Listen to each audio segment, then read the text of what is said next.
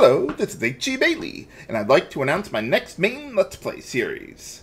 Final Dragon Fantasy Quest 2!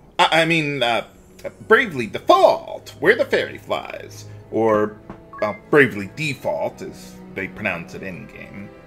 I just finished my first 100% playthrough of the game, and I'm about to start another test run of the game. If you guys would like to contribute to my test runs and perhaps influence how I will go about the LP, I'll put a link to my forums in the video description there. Now, Bravely Default is sort of like a spiritual sequel to Final Fantasy, the Four Heroes of Light, but this one is much higher quality and truer to the traditional Final Fantasy games. It's more like Final Fantasy than Final Fantasy is nowadays. There's no storyline connection to the Four Heroes of Light, though, so you don't need to worry about that. It can actually be pretty challenging if you don't know what you're doing. I ran into a lot of roadblocks in my first playthrough, which is why it took me so long to beat the game the first time. The enemies just deal a ton of damage, and in my first playthrough, I used normal difficulty, though I'll almost certainly play on hard difficulty in my next test run, so we'll see how that goes. To my knowledge, I think that's the hardest difficulty mode. For now, I haven't decided on a specific ban list or anything. There's some multiplayer aspects to the game that you can access, such as summon friends to participate in battles or stuff, which I certainly wouldn't use there. Bravely Second is definitely banned. I'm not sure how I would want to approach town development, though. Without spoiling the plot, there is a significant town development part to the game that gives you access to exclusive equipment, bosses, and other things. Now, on the one hand, the equipment is pretty good, and I would like to show off the bosses if I can. I'm not sure precisely how that all works with the randomness of their spawning or something or other, whatever. And town development certainly can be done solo, but it's just a lot slower. On the other hand, town development is greatly accelerated with multiplayer access, allowing or inviting friends to your village and develop it much faster.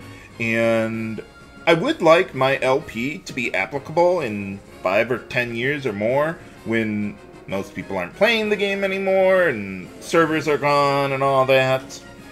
Plus, if I'm playing the game 20 to 25 minutes a day in an LP, I could really blast through the town development, leaving my 3DS in sleep mode between episodes. If I do decide to use multiplayer help for town development, though, since I can still do that at this time, I'd probably put some sort of limit on it so that how it affects my routing would not require taking 23-hour breaks between playing. I would like to get test runs moving along somewhat quickly. Now, that said, the game is pretty big. I may not be able to finish my test runs before finishing the Xenogears LP. If that is the case, I may consider doing something with Radiant Historia Perfect Chronology to bridge the gap. I did 5 playthroughs of the game on hard difficulty and fully upgraded my text walkthrough on GameFAQs for the 3DS version of the game, so that would be my default option if I need more time to prepare my test runs. Speaking of difficulty modes, I also took a look at Deadly mode, and it's pretty ridiculous. Enemies get increased stats, and I mean, that's fine. I mean, the damage increase is not so much a problem by itself, but the enemies get immensely more speed. Like the first real boss fight of the game, like, he was getting 2 turns for every one of mine. It was just no way I'm keeping up with that kind of damage or that speed without some massive level grinding, well beyond fighting one of each encounter in the dungeons. So I think I'd certainly pass on that. Hard mode is hard enough. Let's put it that way. And one last thing I wanted to ask you guys on a different subject is if you have any knowledge of HDMI recording devices, specifically for the PS4.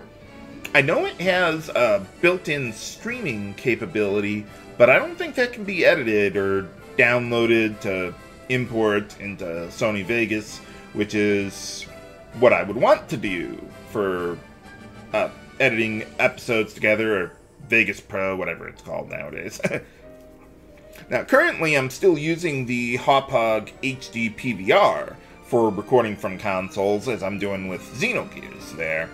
But that device doesn't do HDMI, it only uses component input. I thought I heard Hauppauge had a device that does record HDMI, but, well, I wanted to get your thoughts on that, if you have any knowledge on the subject. I've done very, very little research on it, but I'm just trying to plan ahead for other things that I may want to do in the near future. If I do find something that works, I'd certainly put your contributions on Patreon towards that end. I certainly wouldn't have been able to get the 3DS recording capability for Bravely Default without your help. And if you'd like to contribute to that, I'll put a link in the video description there. So thanks for your help and your support, viewers. This is HC Bailey, signing off. Have a good day!